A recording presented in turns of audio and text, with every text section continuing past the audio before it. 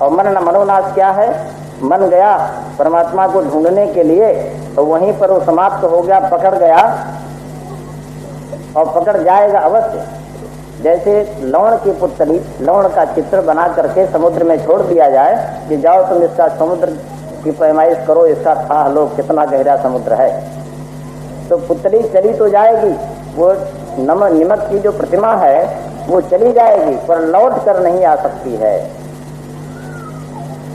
वो लौट कर जाने में कोई कठिनाई नहीं, और लौट कर आने में कठिनाई है। जहां वो समुद्र में गई वो गल गई, लौट कर कौन कहे कितना गहरा समुद्र है। इसलिए मुमुक्षु जब वो परमात्मा का अनुभव करता है तो फिर लौट कर वो कह नहीं सकता कि कितना कैसा परमात्मा है, कैसा आत्मा है, वो तो रूप उसमें लीन ही हो जाएगा। कहना सुनना तभी तक है, बोलना बताना तभी तक है कि जब तक परमात्मा को देखा नहीं।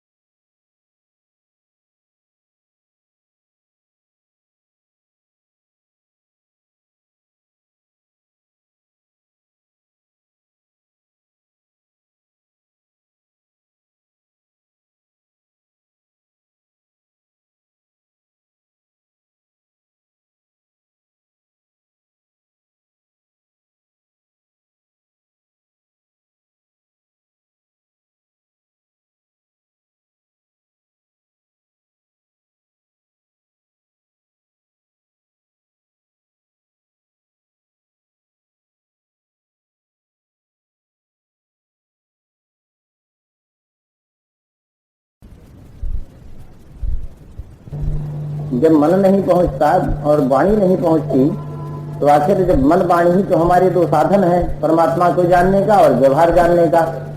व्यवहार भी हम जानेंगे तो मन बुद्धि से जानेंगे, परमार्थ भी जानेंगे तो मन बुद्धि से जानेंगे। और वेद में लिखा है मत्यतो वाचो निवर्तन्ते प्राप्त मनसा सह, जहाँ वाणी मन के सहित वाणी निवृत्त है। अब बतलाइए निराशा न हो तो क्या हो? घोर निराशा है कि हमारे पास वो साधन क्या है जब प्रत्यक्ष बाह्य चक्षु से दिखते नहीं और मन बुद्धि उनके निकट पहुंच ही नहीं सकती, तो पूरी निराशा होती है। पर इसीलिए कहा मन सैवाद्रष्टव्यम, नहीं निराशा मत करो, मन सैवाद्रष्टव्यम, वो मन ही से जाना जाता है। अब यहाँ थोड़ा सा विचार हुआ कि नहीं मन सैवाद्रष्टव्यम, मन से ही परमात्मा जाना जाता है। अब दोनों श्रुति हैं, ये दोनों श्रुति हैं, दोनों वेद के वाक्य हैं, उपनिषद वाक्य हैं। मन सैवाद्रष्टव्यम ये तो वाचो निवर्तन से प्राप्त मनसा रहा, दोनों में विरोध होता है। एक वाक्य है कि मन के सहित वाणी निवृत्त है, एक में है कि मन से देखा जाता है, जाना जाता है। तो जब ये श्रुति ने कहा कि मन से जब मन से अनुद्रष्टव्य है, मन ही करके जाना जाता है, तब कुछ जीवों को धैर्य हुआ। तो कौन मन है जिससे जाना जाता है और कौन मन ऐसा है कि जो निवृत्त होता है वहां से?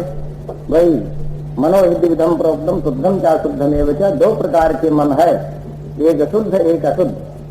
जो अशुद्ध मन है उस करके तो अप्राप्य है, और जो शुद्ध मन है उस करके अनुद्रष्टव्य है।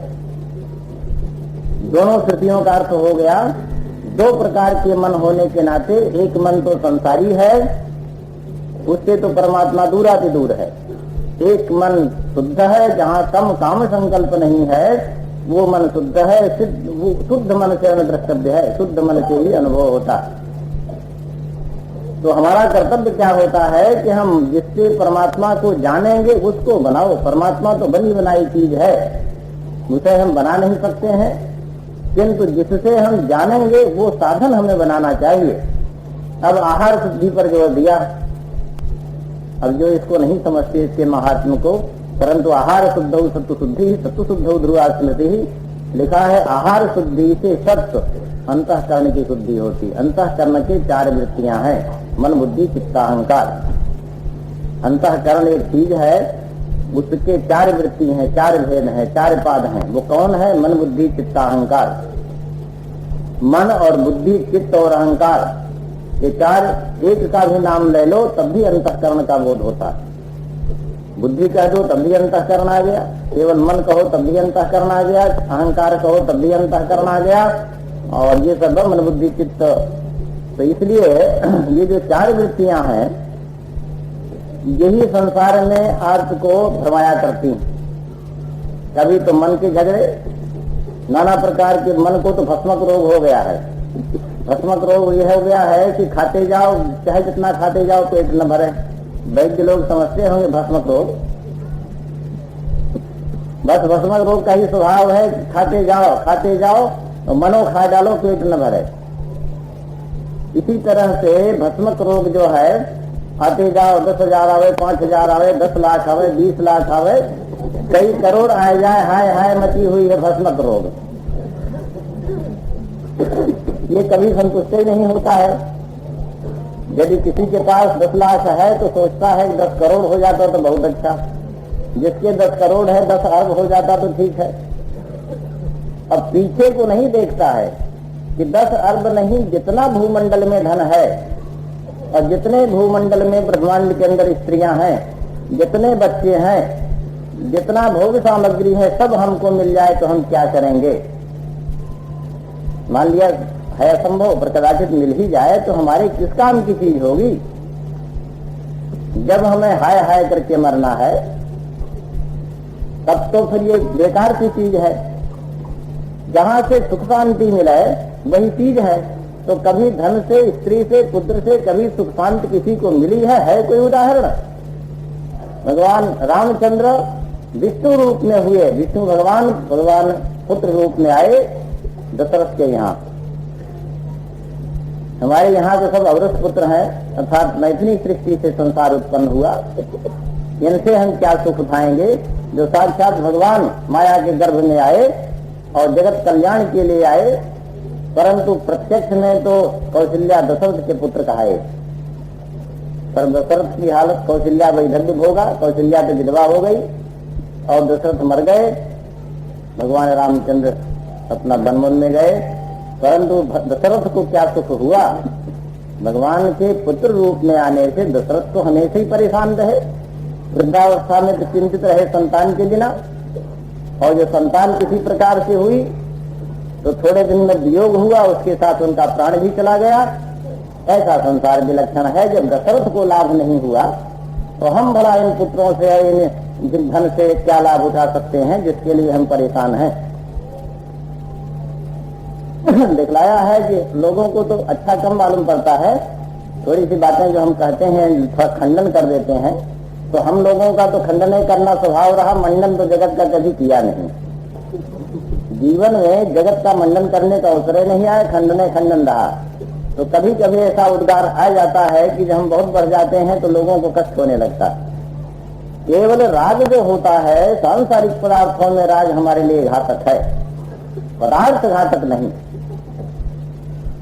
हमारे लिए कोई भी स्त्री, पुत्र, धन कोई भी बाधक नहीं है। केवल हमारे विचार हमको परेशान करते हैं। बस विचार हमारा ठीक हो जाए मन को काम संकल्प रहित कर दो। अशुद्धम काम संकल्पम शुद्धम काम विवर्जितम, जैसा कि शास्त्रों में कहा है, नाना प्रकार की कामनाएं भरी हुई हैं, वह मन तो अशुद्ध है, और काम संकल्प से रहित जो मन है तो अशुद्ध है, तो अशुद्ध है। तो मन को काम संकल्प रहित करो, बस ये पुरुषार्थ की बात, यही धर्म है। काम संकल्प से रहित मन को करो, यही धर्म है। आपका धर्म क्या, कर्तव्य है। काम संकल्प से रहित हो तो कैसे हो, उसके लिए हमारे यहाँ आहार शुद्धि, आहार शुद्धि का इतना बड़ा उदाहरण दिया है कि इससे भारी ज्वलंत उदाहरण दूसरा नहीं हो सकता महाभारत के अंदर, कि भीष्म ऐसे वीर और भीष्म पितामह इस प्रकार के बालक ब्रह्मचारी, परंतु दुर्योधन का अन्न खा करके कैसी बुद्धि उनकी हो गई कि द्रौपदी का चीर हरण होने लगा, चुपचाप बैठे रहे। एक दुशासन द्रौपदी के चीर का हरण करता है, बड़ा घोर अत्याचार हो रहा है सभा के अंदर, पर भीष्म मौन बैठे हैं। क्या है इसका फल? वो दुर्योधन दुरात्मा का अन्न खाते थे, जिससे भीष्म की बुद्धि भ्रष्ट थी, तमोगुणी बुद्धि थी। अंत में जब मरने लगे, बाण सज्जा पर गए तो लगे ज्ञान का उपदेश करने। तमाम लोग ऋषि महर्षि गए और ज्ञान की चर्चा होने लगी। द्रौपदी बैठ करके थोड़ा सा मुस्कुराई, समझ गए अपनी कमजोरी मालूम हो जाता है। कोई दुराचारी पापाचारी हो, जरा हंस दो तो सोचेंगे कि हमारे ऊपर हंस रहा है। ये जो है स्वाभाविक बात है। कहीं की हंसी ऐसी होती है कि उसको खटखटी, वो हंसी ही में अपना अपमान मान लेता है। एक समय एक जमींदार का किस्सा है, प्रत्यक्ष ही वो कहीं बाजार से निकला तो एक बार एक जमीन महाजन ने कहा महाराज पाए लागी, कहा चिरंजीव रहो। दूसरी बार फिर लौटा तो पाए लागी, तो उसने समझा कि तकादा है ये। एक बार तो पाए लागी, ठीक है, हम ब्राह्मण है, ये वैश्य है, और बाजार से निकले प्रणाम किया। जब फिर लौटे फिर भी नंबरदार पाए लागी। तब उसने सोचा कि जो इसके हमारा थोड़ा सा हमने रुपया लिया है इससे, उसका तकादा है, बताओ पाए लागी में तकादा समझ लिया उसने। जब व्यवहार की बात है तो इसलिए जब द्रौपदी को थोड़ा सा हास्य अस्मित मुख हुआ तो फिर मालूम हो गया भीष्म को कि हमारी गलतियों का संबंध ये बतला रही है इसकी हसन। कहा कि भीष्म जी बोलते हैं कि बेटी हम समझ गए जिस पर तू हंसी, उस समय जब ये तेरा अपमान हो रहा था मैं उसी सभा में बैठा था, और जो जो काम होता रहा मुझे बुरा नहीं लगता था। पर अब जो है कारण है कि दुरात्मा पतित दुर्योधन का धान्य में खाता था, इसलिए मेरी बुद्धि उस समय तमोगुणी रजोगुणी थी, इसलिए न्याय अन्याय का ज्ञान ही नहीं रहा। दुशासन को इतना बलवान नहीं था, भीष्म के एक चपेटिका का काम था, एक थप्पड़ लगा देते दुशासन समाप्त हो जाता। ऐसे ऐसे महारथी बैठे थे और फिर भी द्रौपदी का अपमान हो रहा था, किंतु बुद्धि ही से तो कुछ विचार होता है, बुद्धि अन्न के द्वारा भ्रष्ट रही। तब भीष्म ऐसे ब्रह्मचारी की बुद्धि जब भ्रष्ट हो गई दुर्योधन का अन्न खाकर और अनुचित को उचित मानने लगे, तो भला आप लोगों की बुद्धि भ्रष्ट हो जाए तो क्या आश्चर्य है। इसलिए आप लोगों की बुद्धि यदि तमोगुणी हो जाए और विपरीत ज्ञान हो जाए, अर्थात विपरीत ज्ञान वो है कि जो शुद्ध को अशुद्ध मानना, उचित को अनुचित मानना, यही जो है अज्ञान का चिन्ह। अविद्या का चिन्ह क्या है? प्रत्यक्ष में जो वस्तु विहित है उसको अविहित मानना, जो वस्तु उत्तम है उसको निकृष्ट मानना। आज क्या हो रहा है? सब कुछ मिथ्या। आजकल यही संसार है, नाना प्रकार के वाद उत्पन्न हो रहे हैं। ये वाद उत्पन्न होना बुद्धि ही का काम तो है, मनुष्य तो वही है। अनेक प्रकार के जो विचार हो रहे हैं, इसी विचारधारा से संसार का पतन भी हो रहा है, इसी विचारधारा से उत्थान भी हो सकता है। इस वास्ते अशुद्ध मन कैसे निवृत्त हो, काम संकल्प निवृत्त हो, उसका यही भाव है कि आहार शुद्धि।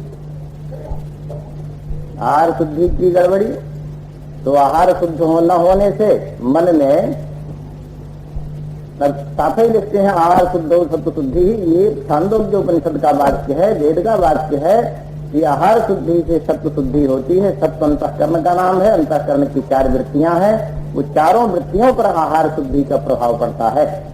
मन बुद्धि चित्त अहंकार। सत्व शुद्ध हो ध्रुवा स्मृति ही। यदि सत्व शुद्ध हो जाए, अंतःकरण शुद्ध हो जाए तो स्मरण शक्ति तीव्र होती है। स्मृति जो है, अभी तो ये है कि कॉलेज में पढ़कर आओ, स्कूल में पढ़कर आओ, घर में विचार करो और टीचर भी छाती पर चढ़ा रहता है, तब भी जो है जब परीक्षालय में जाते हैं तो फिर वही देवता ही मनाते हैं किसी तरह से। चाहे हम मध्यम श्रेणी में भी आ जाते तब भी अच्छा था, फर्स्ट क्लास में आते। अपनी बुद्धि का भरोसा नहीं, इसलिए भरोसा नहीं कि बुद्धि काम नहीं कर रही। और स्मृत लंबे सर्वग्रंथिनाम विप्रमोक्षः। जब स्मृति प्राप्त होती है तो जितनी ग्रंथियां हैं, समस्त ग्रंथि जीव ब्रह्म के बीच की जो ग्रंथियां हैं, ये सब नष्ट हो जाती हैं। इसी पर आगे कहा है सिद्ध्यन्ते हृदय ग्रंथि भिद्यन्ते सिद्ध्यन्ते हृदय ग्रंथि सिद्ध्यन्ते सर्व संशयाः क्षीयन्ते चार्थ कर्माणि तस्मिन् दृष्टे परावरे। उस परावर परमात्मा को जानने के बाद हृदय की ग्रंथि का भेदन हो जाता है और सर्व संशय का छेदन हो जाता है। विद्यते हृदय ग्रंथि सिद्ध्यन्ते सर्व संशयाः। जितने संशय हैं, संशय जो है अनेक प्रकार का, संशय का तो महकमा ही अलग है। संशय प्रमाणगत संशय, प्रमेयगत संशय। प्रमाण है वेद शास्त्र और प्रमेय है परमात्मा।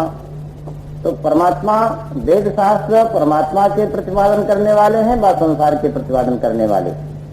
संसार की चर्चा जीव ब्रह्म के अभेद को प्रतिपादन करती हैं, श्रुतियां अभेद को प्रतिपादन करती हैं, इसी में संशय। इस वास्ते प्रमाणगत प्रमेयगत अनेक प्रकार के संशय विपर्जय आदि हैं। तो जब संशय हमारा निवृत्त नहीं होता है तो नायं लोकोस्ति न परो न सुखम संशयात्मनः। गीता में देखो, नायं लोकोस्ति न परो न सुखम संशयात्मनः।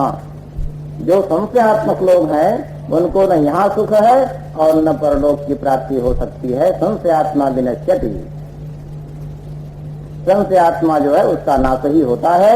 इसलिए संशय कैसे निवृत्त हो, आहार शुद्धि पहले, उसके बाद वातावरण का विचार करना चाहिए कि हम परमात्मा के जानने की चेष्टा करते हैं तो विषयी पामर दुराचारी पापाचारियों का संपर्क कम रखें। पहले तो नहीं ही रखें। यदि इतना अवकाश नहीं है तो कम से कम तो कर दें, धीरे धीरे कम करते चले, कभी कम हो जाएगा। और बुद्धि में मलिनता है ही, और साथ ही साथ आप लोगों का वातावरण भी उसी तरह का है। तो मन शुद्ध हो तो कैसे हो, और जब तक मन नहीं शुद्ध होता है तब तक परमात्मा के निकट जाने का कोई साधन नहीं। मन शुद्धि का प्रकार यही है, जिस समय आपका मन शुद्ध हो जाएगा, यही परीक्षा है, उस समय आप किसी से ईर्ष्या नहीं करेंगे। आज जो कोई धनी मानी है, एक तो धनी है, दूसरा रोता है बैठ करके कैसे इतना बड़ा आदमी हो गया है। अब बतलाइए, उसके कर्म का फल है, तुमको क्या विपत्ति घेरे है, तुम क्यों रोते हो। इस वास्ते निरर्थक कोई आदमी ऐसे जला करते हैं जिनका कोई मतलब नहीं। तो अपने भाग्य का फल भोग रहा है, तुमको क्या चिंता है। तुम भी धर्म कर्म करो, वेद शास्त्र को मानो। तुमको भी पहले तो जन्म नहीं होगा, जन्म होगा तो तुम इसी प्रकार के होगे जिसके लिए इस समय ईर्ष्या कर रहे हो, मत्सर कर रहे हो। तो ऐसे भी लोग हैं कि पाप का कोई चिंतन करें। वो कोई धनी हो तो चिंतन करना, ईर्ष्या करना कि इसको किसी तरह से हानि पहुंचाओ, ये कैसे आगे बढ़ रहा, ये जो है अशुद्ध मन का कर्तव्य होता है। यदि बुद्धि अशुद्ध है तो इस तरह की बातें होती हैं। और बुद्धि शुद्ध हो जाए तो ये भावना उत्पन्न हो सकती है कि परमात्मा यह दिलाए, इन्हीं को दे, हम इससे अलग रहें तो अच्छा। ये धन दौलत मान पान प्रतिष्ठा, ये कूड़ा करकट इन्हीं के पास रहे तो बड़ा अच्छा, हम तो बचे हुए हैं। ये शुद्ध मन का लक्षण। और अशुद्ध मन का लक्षण है कि ये ईर्ष्या करना, द्वेष करना, किसी के हानि नहीं पहुंचाना, मन वाणी शरीर से जिससे किसी की हानि हो उस काम को नहीं करना, ये शुद्ध मन का लक्षण है। क्योंकि हमारी हम हानि करें भी तो हम कुछ नहीं कर सकते, केवल कलंक ही हम लेंगे। यदि उसका रक्षक उसके कर्म है, प्रबल है, तो हम कुछ कर ही नहीं सकते। प्रहलाद की हानि करने के लिए हिरण्यकशिपु ने क्या नहीं किया? प्रहलाद को परेशान करने के लिए उन्होंने क्या नहीं किया, पर सब निष्फल होता चला गया। इसलिए यदि आप लोग परमात्मा का सहारा लेते हैं तो प्रहलाद की रजस्ती नहीं हो गई है भक्ति, वो आप भी प्रहलाद ही हैं। केवल भावों की कमी के कारण आप गली गली ठोकर खाते हो। यदि आपके भाव शुद्ध हो जाए, वही परमात्मा प्रहलाद के लिए थे, वही हमारे लिए है। हम कूड़ा करकट को भजते हैं, भगवान को नहीं भजते। हमारे भजने के लिए तो बहुत लोग हैं, न जाने कितने इष्ट देव हमारे हैं। कामुक लोग हैं, वो अपनी स्त्री को भजते हैं। कोई जो है नपत्य है, संतानहीन है, तो पुत्र को भजता है। पुत्रों की बात जो है इस प्रकार की है कि जिसके संतान नहीं है तो रात्रि दिन परेशान कि किसी तरह से कोई संतान हो। जब नहीं हुआ तब परेशानी, और हो गया तो उसके पालन पोषण में परेशानी। नाना प्रकार के देवी देवता भूत भवानी पूछते पूछते मरे जाते हैं कि किसी तरह से इसकी रक्षा रहे। मस्जिद में जाएंगे, फूंक डरवाएंगे इनकी मुसलमानों की। ये नहीं समझते भला ये मांसाहारी की फूंक से क्या होगा। और देखो तो मस्जिद के सामने हिंदुओं की स्त्रियां खड़ी, ये वासना क्या नहीं करा देती है। एक समय हम पंजाब में थे तो ब्रह्मचारी थे उस समय, तो चाय बहुत पीने की आदत वहाँ लोगों की, और पी लाए कुल्हड़ में चाय, तो चाय हो तो हमने कभी पिया नहीं। पर एक जंग हमने कहा कि चाय चूड़ी, चाय चमाड़ी, चाय नीचन की नीच, तू तो शुद्ध ब्रह्म है जो चाय न होती बीच। यही कह करके हंसते हुए हटाया। हमने कहा चाय चूड़ी, पंजाब में चूड़ा कहते हैं भंगी को, तो भंगी की स्त्री चूड़ी हुई। चाय चूड़ी, चाय चमाड़ी, चाय नीचन की नीच, तू तो शुद्ध ब्रह्म है जो चाह न होती बीच। तो साक्षात परमात्मा ही है, तेरे बीच में चाहे जो है यही एक खराबी की चीज है। चाहे हमने नहीं कहा, चाहे कहा।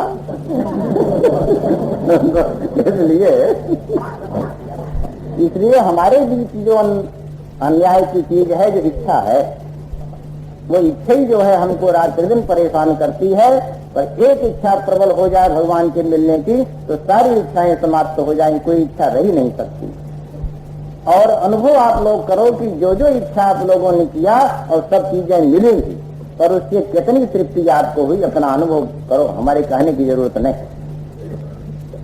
जो जो इच्छाएं आपको हुई वो सब आई, रुपए में 2 आने 4 आने आई, अनुभव तो हो ही गया, परंतु उन इच्छाओं की पूर्ति से क्या लाभ हुआ आप नोट करें तो पता चले। यदि 1 आना भर लाभ है तो 15 आने दुख आपको भोगना पड़ा। 1 आने तो लाभ और 15 आने दुख उठाना पड़ा उन चीजों के लिए। तो इस वास्ते वासना, लौकिक वासना साध्य जो वस्तु है वह तो मिथ्या ही है, कभी हमारे हित की चीज नहीं। जब लड़का पैदा हुआ, पालन पोषण विवाह हुआ भी हो गया, कुछ पढ़ाया लिखाया भी गया, और कहीं बहू आ गई और कहीं अंग्रेजी पढ़ी आ गई। अंग्रेजी पढ़ी लिए क्या लिखी आई, बस उसने यही कहा कि देखो बात यही है, ये अपने माता पिता को हमने छोड़ा, तुमको भी छोड़ना पड़ेगा।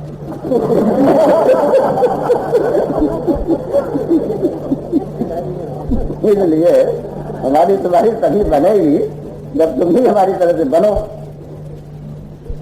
हमने अपनी माता पिता को छोड़ा, तुम भी छोड़ो अपने माता पिता का।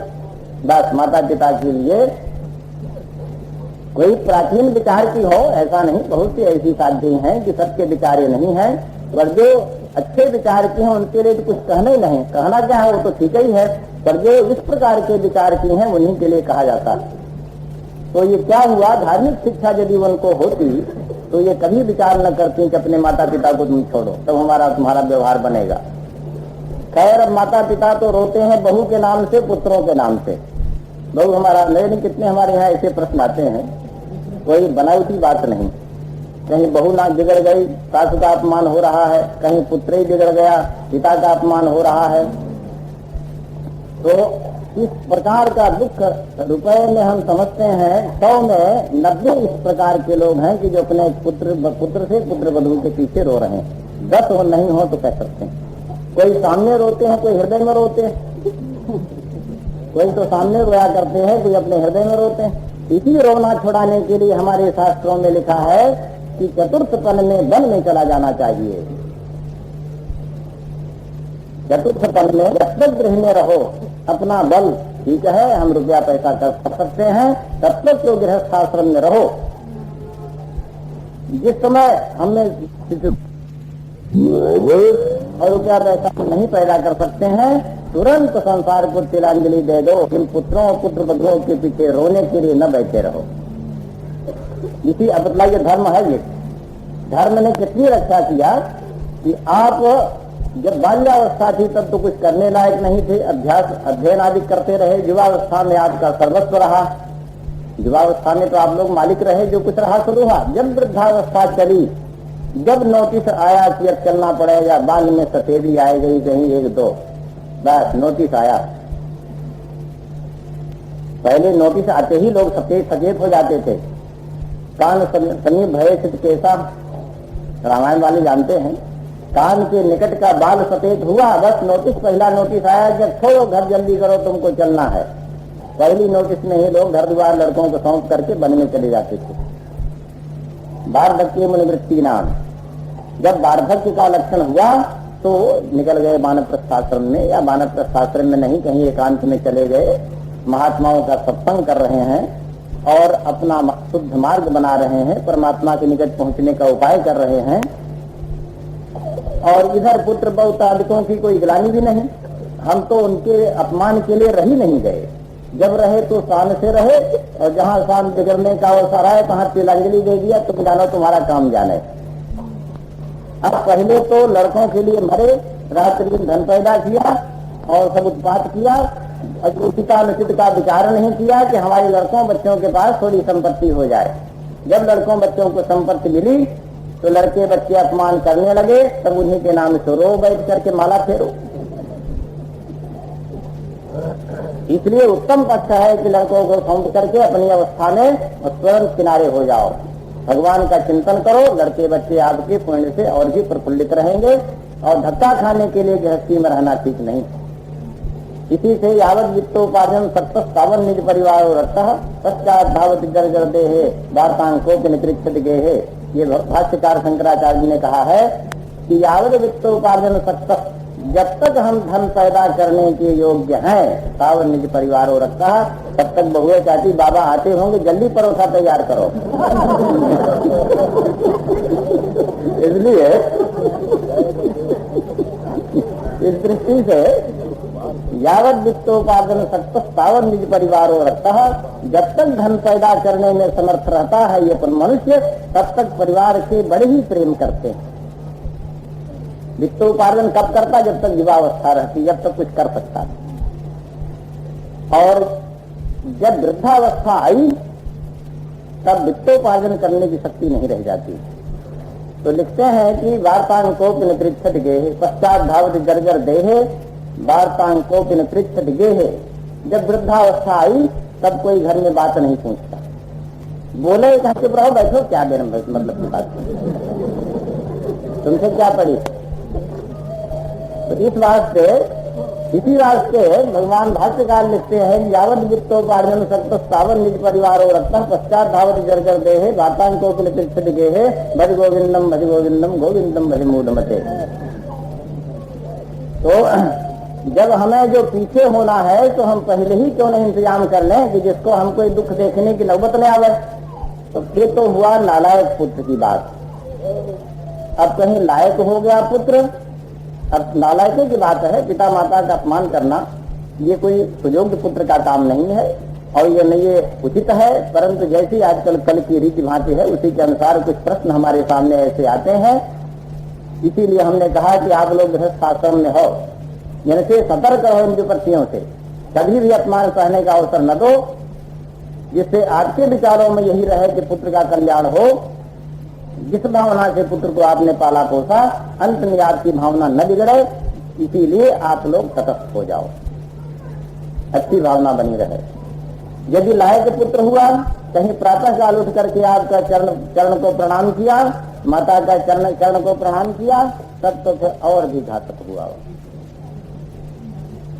क्योंकि आय करके प्रातः काल पुत्र वधु सास के चरणों में प्रणाम करती है, पुत्र अपने पिता के चरणों में प्रणाम करता है, तब राग बढ़ता है। ये भावना बनती है कि बड़ा सुयोग्य पुत्र है, बड़ा लायक पुत्र है। अब जो है, जो राग ईश्वर में लगना था तो पुत्र ने हर लिया। प्रणाम करके ही माता पिता गदगद हो जाते हैं कि ये तो क्या कहें, बड़ा ही सुयोग्य बहू और बड़ी सुयोग्य हमारी पुत्र वधू, और पुत्र तो बहुत ही योग्य है। अब जो है रात्रि दिन उसी का माला फेरो, रात्रि दिन बस उसी में फंसो। कहीं अंत में कहीं पुत्र ही का स्मरण हो गया तो फिर पौत्र होकर घर में आओगे। कहीं जो है मरते समय कहीं पुत्र का स्मरण हुआ तो उसी घर में आओगे। तो पुत्र तो हो नहीं सकते हो, पौत्र होकर आओगे।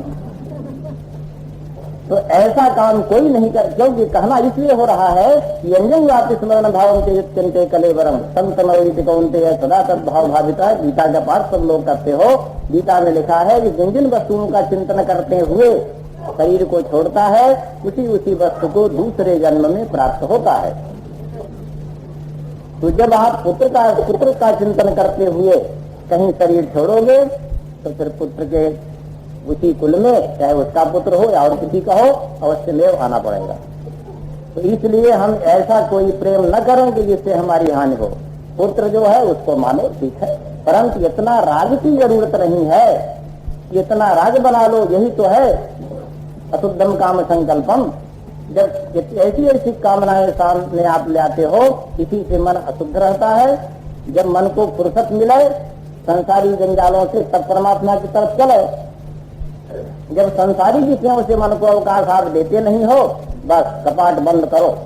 जैसे जो चोर घर में घुस गए हैं वो तो घुसे, पर बाहर वाले चोर न आने पावे, इस वास्ते कपाट लगाओ। अर्थात इंद्रियां जो है, जो वासना, जो विषय वासना हृदय में आ गई है, वह तो चोर घर में घुस गया। और बाहर की विषय वासना जो अभी तक नहीं है, वो दूसरे चोर हैं। तो पहला कर्तव्य क्या होता है कि कपाट लगा दो, बस कपाट लगा दो, बाहर के चोर नया आने पावे और भीतर वालों को गिरफ्तार करने की कोशिश करो। पहला कर्तव्य होता है, समझ लो कि घर में चोर घुस गया तो क्या करना चाहिए, कपाट पहले लगाना चाहिए। जो वासना, जो बाहर की वासनाएं अभी नहीं आई है वो तो आने न पाए, अर्थात जो चोर नहीं घुसा है घुसने न पाए, और जो घुसा है उसको पकड़ के गिरफ्तार करो। अर्थात जो वासना भीतर है उसको तो भगवान की प्राप्ति के लिए सदाचारी बन करके उस वासना को हटाओ और उस वासना को सबको नष्ट करो, और बाहर की वासना आने न पावे। क्योंकि वासना ही मुख्य अनर्थकारी है। जैसी जैसी वासना आपकी बढ़ेगी संसारिक, वैसे ही उलझन बढ़ेगी, और उतना ही उसी प्रकार से आप संसार से दूर। बहुत माताएं वृद्धा हो गई, मरने को चली, तब भी वो कहती है कि हम पौत्र का विवाह देख लेते तो अच्छा होता। बताइए, पुत्र का विवाह तो देखी चुकी, पौत्रों को देख लेती और पौत्र की संतान भी देख लेती तो और कृत्य हो जाते। कितनी बड़ी दुर्वासना। मालूम पड़ता है कि इन्हें फिर लौट के इसी घर में आना, कितनी बड़ी भूल है। ये नहीं सोचते कि पुत्र का विवाह हो जाए, पौत्र का हो जाए, लड़का भी कुबेर हो जाए, पर हमें तो मुहबा करके 10 दिन में जाना है। बनेगा तो एक कफन दे देगा, नहीं तो कोई बात नहीं। जब तक संसार में वैराग्य नहीं होता है, जब तक संसार का त्याग नहीं होता है, केवल अच्छी अच्छी बातों से कुछ नहीं हो सकता। इस वास्ते वैराग्य का मतलब ही है कि चीज को त्यागो मत, चीज में राग मत रखो।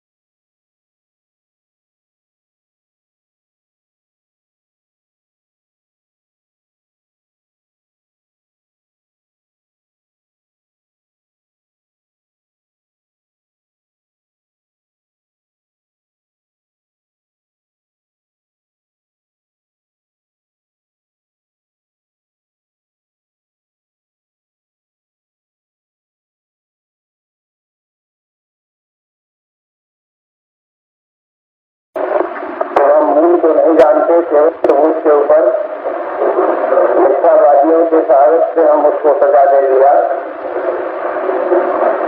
इसलिए जो मिथ्यावादी साक्षी है उसकी साक्षित्व भी मिथ्यावादी बाधित है।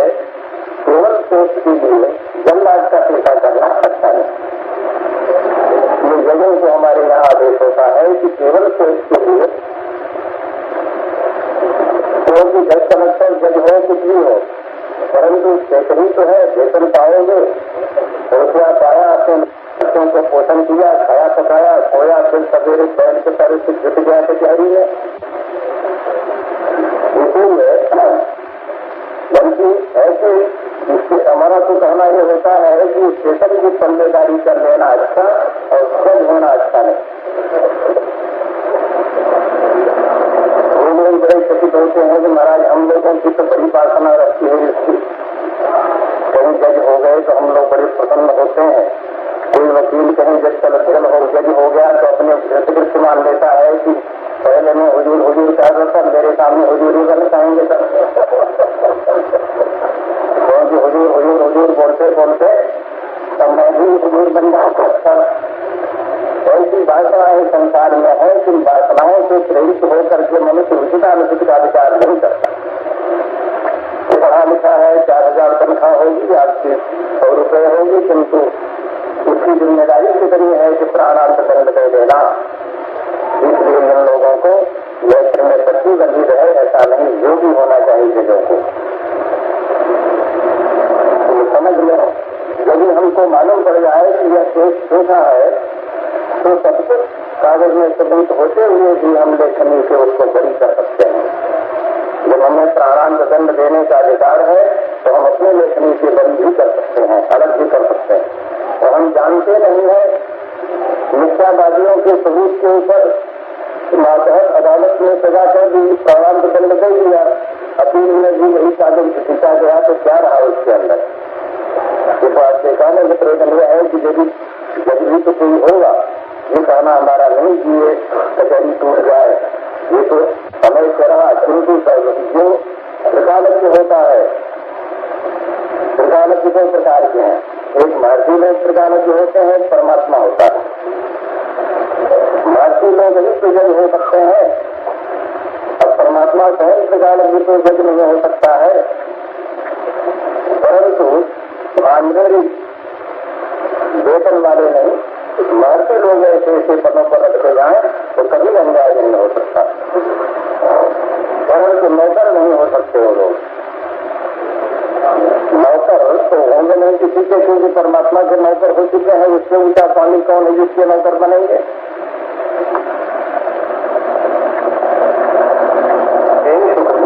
पास के फलों को देता है। अंतर्यामी परमात्मा न हो तो कुछ कर नहीं सकता। फिर तो ये हाई कोर्ट के जजों की तरह से जैसा सबूत लेना वैसा कर देगा। इतना बड़ा अन्याय परमात्मा के यहाँ नहीं हो सकता है। अंतर्यामी है और व्यापक है, तो व्यापकता मात्र से सत्ता मात्र है उसकी। व्यापक है किंतु केवल व्यापकता का अधिष्ठानता, अधिष्ठान वो कहलाता है। ये सृष्टि इस समय पृथ्वी पर हम बैठे हुए हैं, ये हमारा अधिष्ठान, हम अधिष्ठेय, ये शरीर हमारा अधिष्ठेय है, अधिष्ठान है ठीक। इसलिए जहाँ पर ये अधिष्ठान का लक्षण किया है शास्त्रों, परमात्मा जो है अधिष्ठान रूप से जगत में व्यापक है। अधिष्ठान का लक्षण किया है सत्ता स्फूर्ति प्रधानतम अधिष्ठानतम। अधिष्ठानता क्या है? सत्ता स्फूर्ति प्रधानता ही अधिष्ठानता है। सत्ता सत्ता अस्तित्व और स्फूर्ति, शरीर में जो हलचल होती है जितना शक्ति है यही स्फूर्ति है। यदि सत्ता स्फूर्ति ही देता है अधिष्ठान परमात्मा, बैल की तरह से जैसे सड़क में किसम को ज्योति देते हैं, बैल में गाड़ी में बैल को ज्योति देते हैं लोग, ऐसा नहीं वो प्रेरक कुछ में है। केवल सत्ता स्फूर्ति देना ही उसकी अधिष्ठानता है, प्रेरकता है। और यदि कोई कहे कि परमात्मा ही प्रेरक है तो ऐसा प्रेरक नहीं है कि जैसे गाड़ी में बैलों को जोत दिए जाते हैं, हल में बैल जोत दिए जाते हैं, इस प्रकार का प्रेरकत्व नहीं है। केवल सत्ता स्फूर्ति देन ही प्रेरकता है परमात्मा की।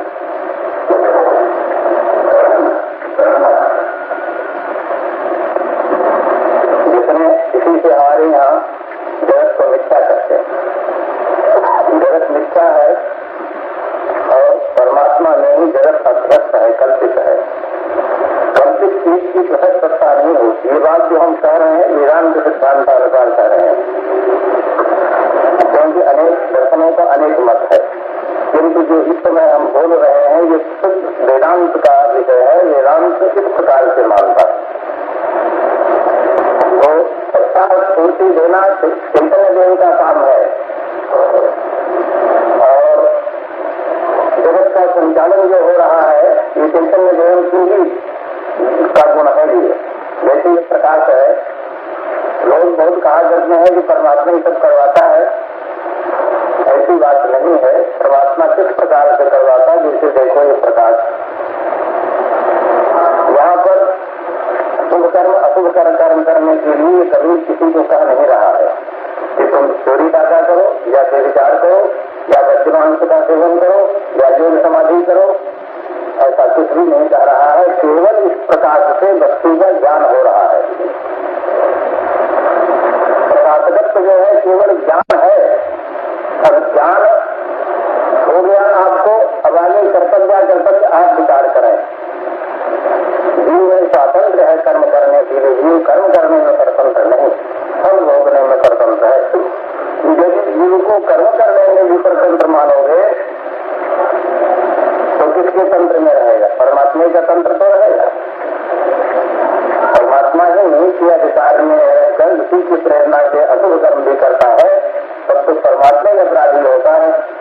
किसी से यज्ञ करवाना, किसी से चोरी करवाना, तो ये तो सब अनर्थ का मूल परमात्मा ही है।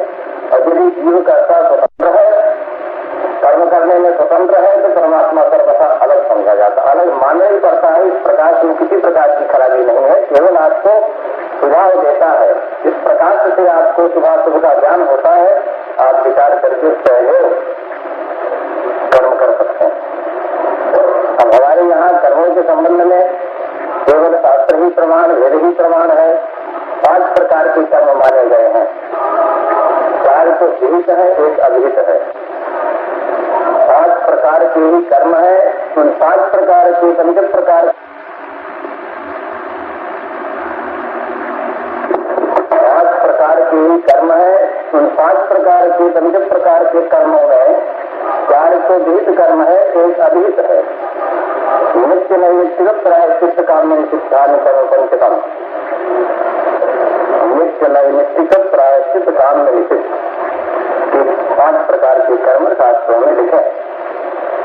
नित्य कर्म, नैमित्तिक कर्म, प्रायश्चित कर्म, काम्य कर्म, ये तो विहित है। ये तो शास्त्र आदेश करता है नित्य कर्म करने के लिए, नैमित्तिक कर्म और प्रायश्चित काम्य, और निषिद्ध कर्म करने के लिए शास्त्र में कहीं भी आदेश नहीं।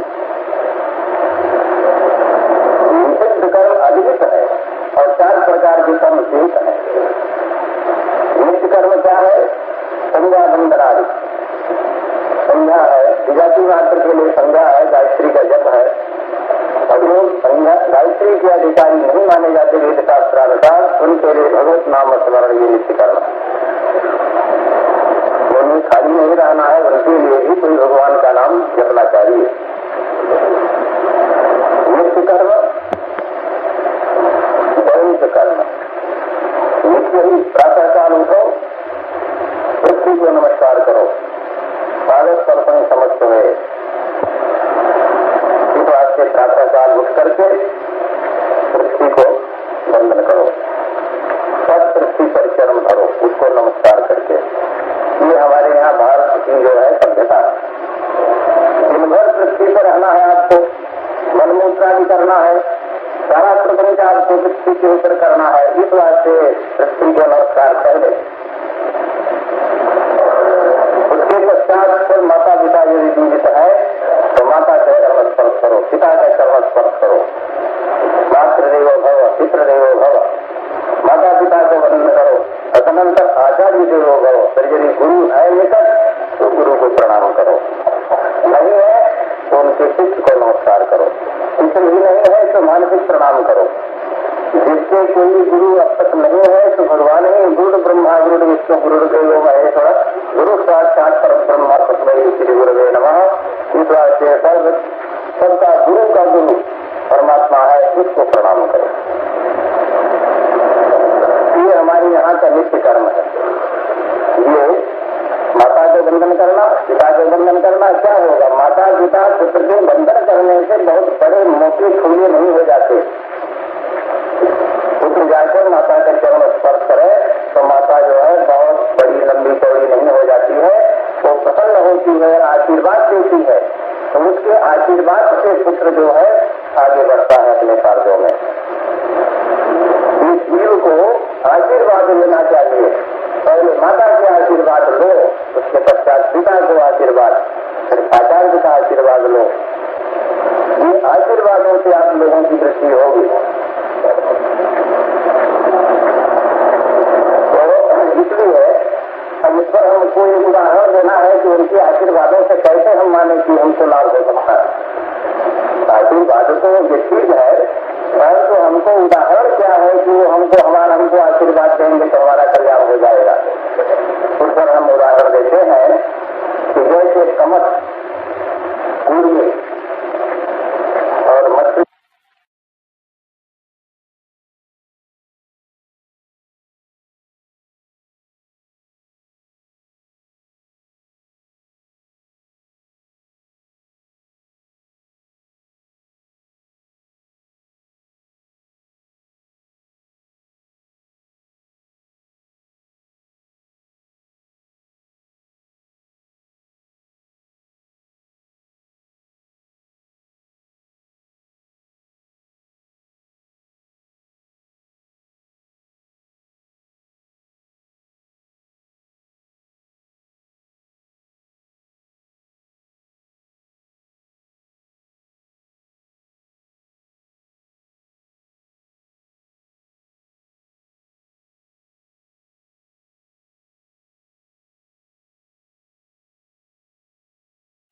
जाएगा। उस पर हम उदाहरण देते हैं कि जैसे कमत, कूड़िए और मछली और पक्षी, इनके अपने अपने बच्चों के पोषण के प्रकार भिन्न भिन्न है। उनके सबके अक्षम नहीं होता है कि खिलावे। मत्स्य जो है, मछली अपने बच्चे को नेत्र से पोषण करता है। जल के अंदर अपने बच्चे को, अंडे को नेत्र से देखता है, देखने से ही उसकी तृप्ति होती है, दृष्टि होती है। ये जो है मछली का, क्योंकि बच्चे तो उसके भी होते हैं, संतान तो तमाम जो है लाखों उसके होते हैं, परंतु पोषक तो माता है ही है। इस पर कैसे उस मत्स्य कैसे अपने बच्चों का पोषण करता है, क्योंकि उसके तो अक्षम नहीं होता, दुख नहीं निकलता, परंतु वह नेत्र से पोषण करता है। अपने बच्चे को करुणा की दृष्टि से, दया की दृष्टि से देखता है, इसलिए वो जो है उसका पोषण होता है। अच्छा, और पूर्वी कमत जो है बहुत ध्यान से, कहीं पर वो बच्चा उसका अंडा पड़ा हुआ है और जहाँ वो रहता है कभी अंडे के पास नहीं जाता, केवल ध्यान से, मन से पोषण करता है। मत्स्य अपने बच्चे को, अपनी संतान को नेत्र से पोषण करता है, मछली। और कमत जो होता है पूर्ण, वो अपने अंडे को ध्यान से पोषण करता है। चाहे जहाँ रहेगा ध्यान से ही उसकी पुष्टि होगी। ये जो है कमत का गुण है, उसकी जो स्तन नहीं होता, वो भी दुख नहीं दिलाता, केवल ध्यान से ही पोषण करता है। और पक्षी स्पर्श से, पक्षी की भी स्तन नहीं रहता, पक्ष का रूप हो जाता है। दृष्टि नेत्र के सामने आया तो दृष्टि से गुरु पोषण करता है। इसी समय कि हमारे ऊपर बीती हुई बात है, हमारे गुरु जी प्रयाग में आए कुंभ के समय में, तो जैसे हम जंगली, कैसे हमारे गुरु भी जंगली,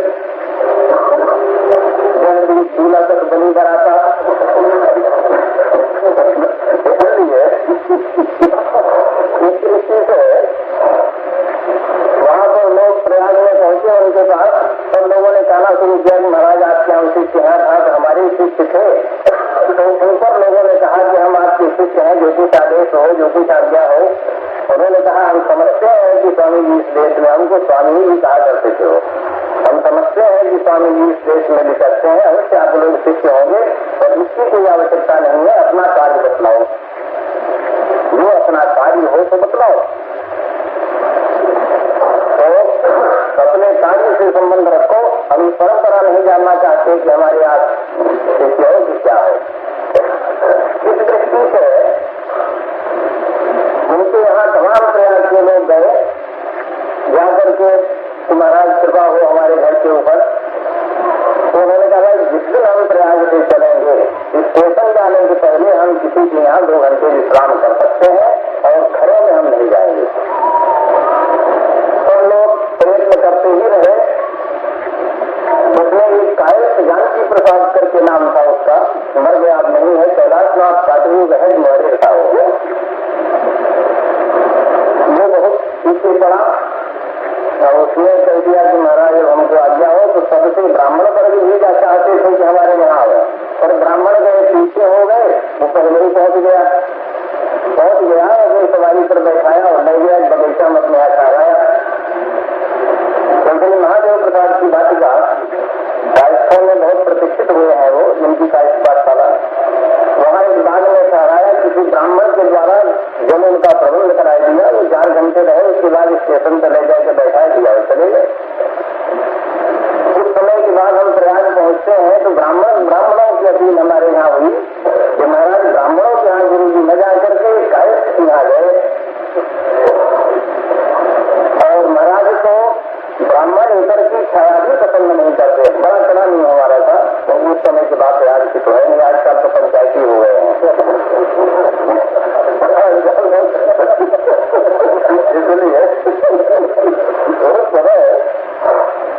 सिवाय ब्राह्मण के और किसी प्रकार का संबंध नहीं रखते थे किसी से।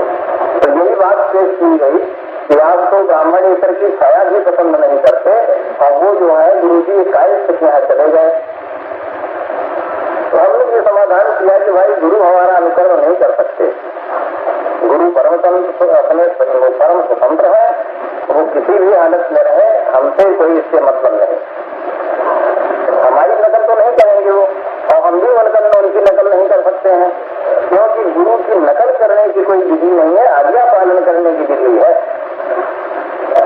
इस वास्ते शिष्य को भी गुरु की नकल करने की आवश्यकता नहीं है, गुरु तो शिष्य की नकल कर ही नहीं सकता। तो हमने कहा आप लोग चरण धोकर पीते भी हो और छिद्र भी ढूंढते हो, ये दोनों काम हम नहीं कर सकते। कायस्थ तो कायस्थ है, कायस्थ के भंजते, कायस्थ नाम ही होता है। हर एक मनुष्य अपने को कायस्थ कह सकता है, काया में रहे उसका नाम कायस्थ। कायस्थ शब्द का अर्थ ही है, कायस्थ में कायस्थ, यदि काया में रहते हैं ये भी कायस्थ नहीं है। उन लोगों ने ऐसा विलक्षण नाम रखा है कि हर एक आदमी कायस्थ हो सकता है। इस वास्ते कायस्थ होकर कायस्थ होकर पंजते, यह जीव कायस्थ में कायस्थ होते हुए भी कायस्थ नहीं है, यह आत्मा काया में रहते हुए भी काया में नहीं है, और वो करता हुआ भी असंग है।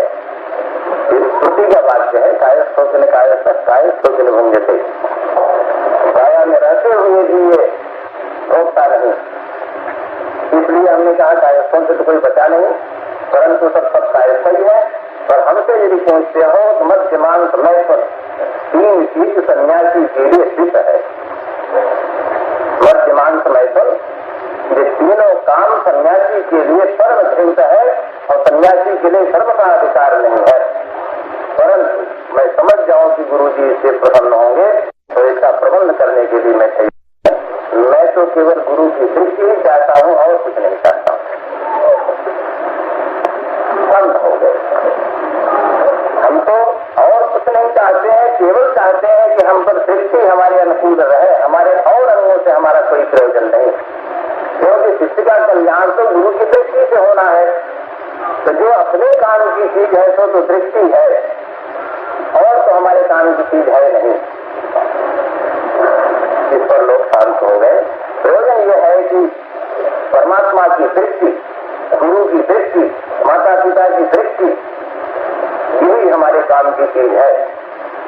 इसीलिए माता को वंदन करना, पिता को वंदन करना, आचार्य को वंदन करना, तो 3 प्रकार से माता पिता गुरु और परमात्मा भी इसी के अंदर, क्योंकि परमात्मा को तो तीनों पद है। माता का भी वियोग हो सकता है कभी, पिता का वियोग हो सकता है कभी, आचार्य का वियोग हो सकता है कभी, किंतु परमात्मा का वियोग नहीं हो सकता है। इसलिए हमको इन 3 दृष्टियों से आगे परमात्मा की सृष्टि को लेना है।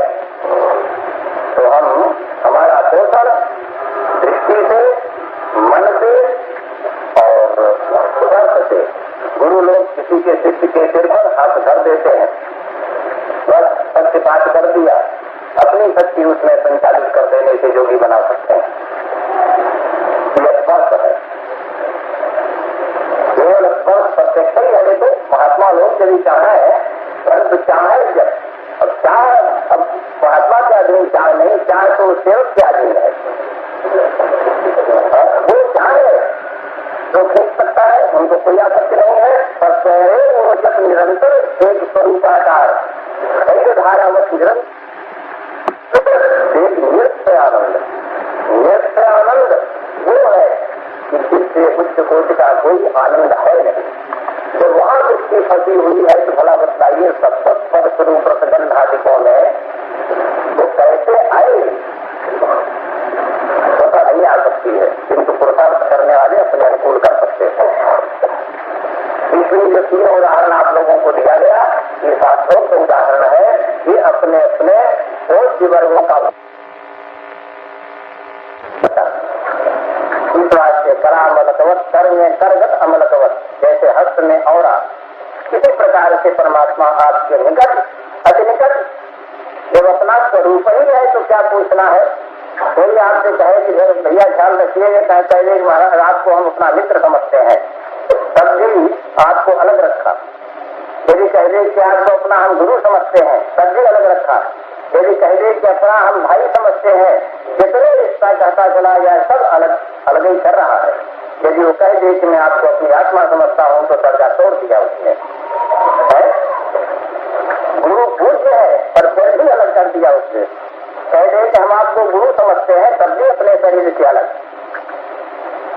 इसलिए सब कुछ कहते कहा कि जितना पूज्य पद मानते हुए भी तब तक आपको अलग कहता है, जब तक कि ये न कह दे कि मैं आपको अपनी आत्मा समझता हूँ। इस वास्ते परमात्मा अंतरात्मा है, सर्वभूत अंतरात्मा है।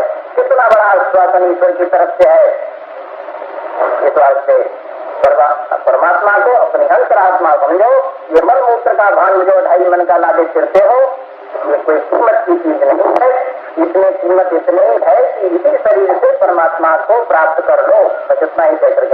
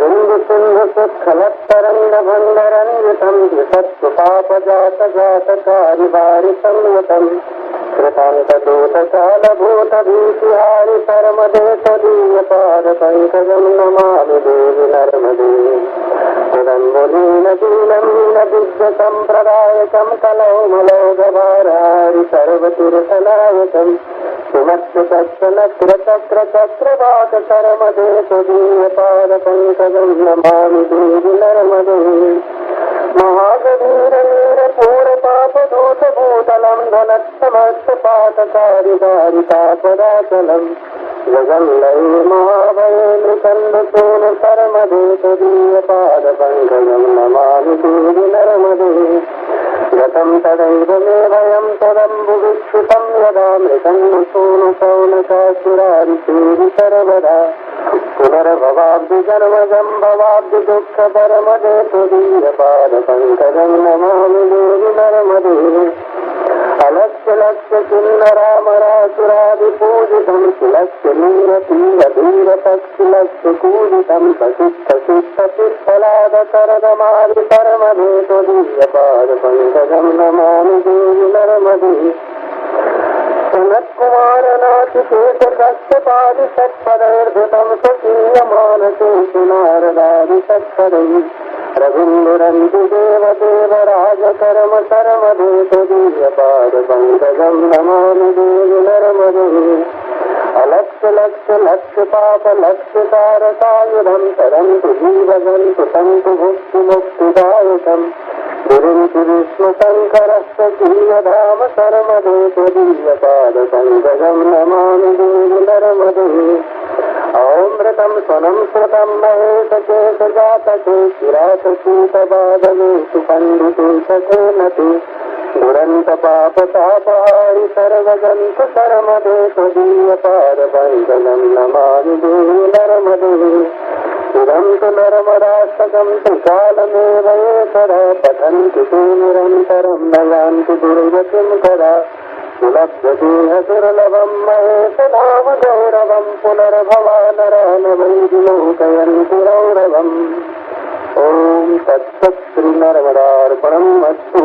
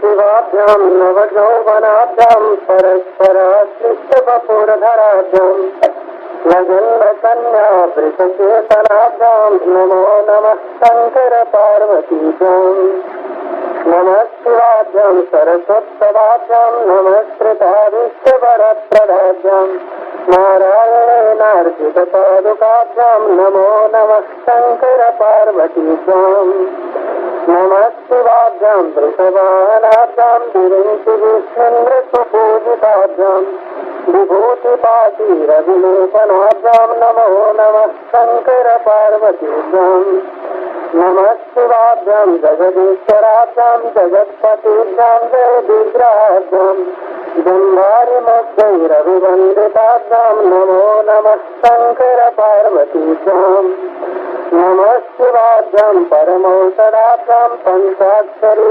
पञ्जररञ्जिताभ्यां प्रपञ्चसृष्टिस्थितिसंहृताभ्यां नमो नमः शङ्कर पार्वतीभ्यां नमः शिवाभ्याम् अतिसुन्दराभ्याम् मत्यन्तमासक्तरिदम्बुजाभ्याम् अशेषलोकैकविशङ्कराभ्याम् नमो नमः शङ्कर पार्वतीभ्याम् नमः शिवाभ्याम् करुणाकराभ्याम् कङ्कालकल्याणवपुरधराभ्याम् कैलासशैलस्थितदेवताभ्याम् नमो नमः शङ्कर पार्वतीभ्याम् नमः शिवाभ्याम् अशुभाभ्याम् अशेषलोकैकविशेषिताभ्याम् अकुण्ठिताभ्याम् स्मृतिसंवृताभ्याम् नमो नमः शङ्कर पार्वतीभ्याम् नमः शिवाभ्याम् रसवाहनाभ्याम् रविन्दुवैशानरलोचनाभ्याम्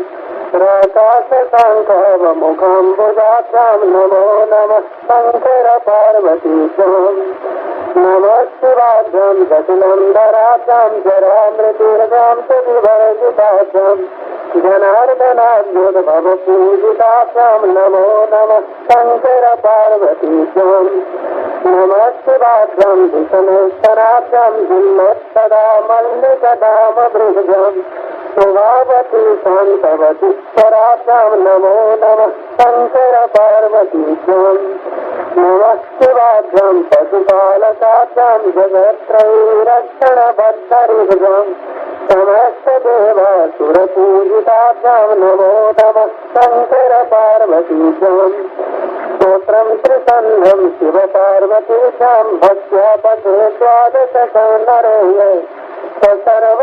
सर्वसौभाग्यफलानि भुङ्क्ते शतायुरन्ते शिवलोकमेति ॐ तत्सत् श्री उमामहेश्वरार्पणमस्तु।